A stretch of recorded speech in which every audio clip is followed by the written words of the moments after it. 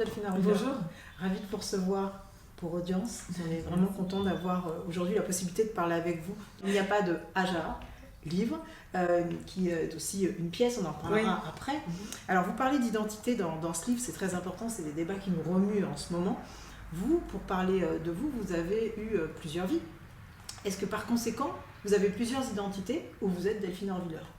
Je crois qu'on a tous plusieurs identités, ça m'est pas propre. Alors, c'est vrai que moi j'ai changé plein de fois de pays, de carrière, oui, de vie d'une certaine manière, mais d'abord je suis loin d'être la seule dans ce cas-là. Et je crois que même si on est très sédentaire, installé à un endroit avec un métier, en fait on est toujours en dialogue avec plein d'éléments en soi. Je crois que ça n'existe pas une identité monolithique. En soi, il y a plein de petits morceaux comme un millefeuille.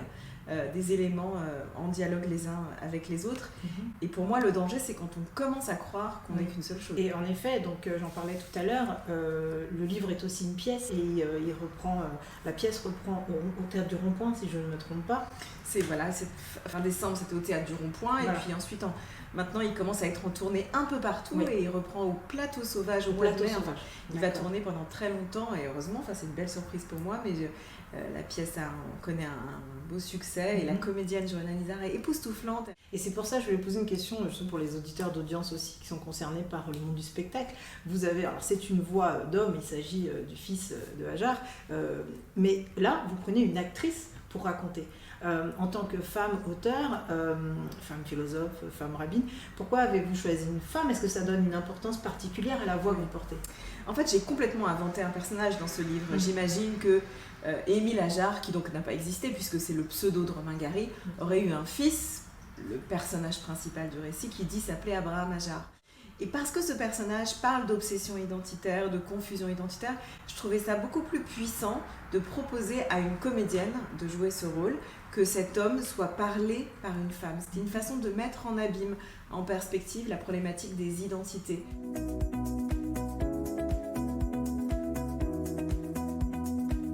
Faire le lien avec justement la parole, vous en parlez tout à l'heure, la parole qui prend de plus en plus de place et qui est entendue. Elle raconte des histoires, la parole des femmes, la libération de la parole des femmes.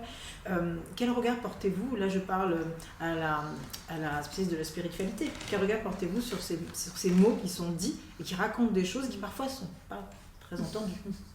Souvent, ils ne sont pas entendus, alors ils le sont plus aujourd'hui, mais la parole, on va dire la parole féminine a été particulièrement éclipsée dans l'histoire. Alors j'en parle d'autant plus facilement que s'il y a un domaine où elle a été complètement éclipsée, c'est de la pensée religieuse.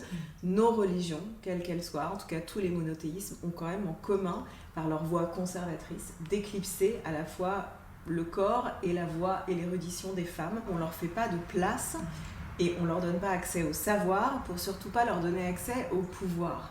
Et heureusement, on vit dans une génération, et pour moi c'est une vraie bénédiction, où les choses changent un peu. Où on entend tout à coup un peu plus le savoir des femmes, où on écoute leur voix et on est en quête de leur expertise.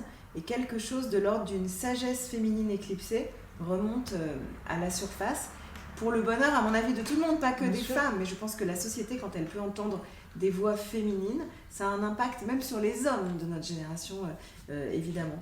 Ça prend un temps fou à changer cette culture-là, cette psychologie-là. Et c'est intéressant de se demander, est-ce que la génération prochaine, est-ce que pour nos enfants, ce sera devenu la norme d'entendre autant les voix du féminin que du masculin dans le débat public?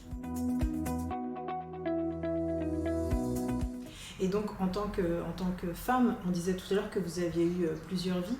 Être auteur avec un E, est-ce que ça a été compliqué de passer d'une casquette à l'autre? Ou alors, pourquoi pas, demain, scénariste ou autre? L'essentiel est dans la création. Est-ce que c'est ça qui vous... En fait, mes différents métiers, j'ai été journaliste et je suis rabbin et j'écris des textes et des pièces de théâtre. Pour moi, c'est pas les mêmes métiers, mais quand même, ils ont beaucoup de choses en commun, ces différents éléments de ma fonction, parce que moi, je crois en une chose. Je crois en la puissance des histoires qu'on raconte. Parfois, ces histoires, c'est le reflet de la réalité dont on se porte témoin dans le monde journalistique. Parfois, c'est les textes religieux ou sacrés qu'on va interpréter. Et parfois, c'est les histoires qu'on écrit, les fictions, les romans, les pièces de théâtre et les films. Mais en fait, on est tous conscients que nos histoires peuvent changer le monde. Et la dernière question que je vais vous poser, vous parlez d'identité vraiment dans le livre, il y a une différence à faire avec l'identification. Et dans le mot identité, il y a un problème presque étymologique. Quand les gens parlent d'identité, malheureusement, souvent, ils entendent le mot identique. Comme si notre identité, c'était de rester identique à ce qu'on était. Alors qu'on sait bien que la construction identitaire, c'est surtout pas ça. C'est pas une reproduction à l'identique, mais au contraire, c'est une capacité de s'identifier en chemin avec d'autres gens qui n'ont pas la même histoire que nous, mais au contact desquels on va un peu changer, voilà, un peu évoluer pour devenir autre chose que ce qu'on était. Donc l'identité, c'est tout sauf d'être identique au point de départ. Parfait. Merci beaucoup pour cet entretien et à très bientôt sur les planches et en librairie évidemment.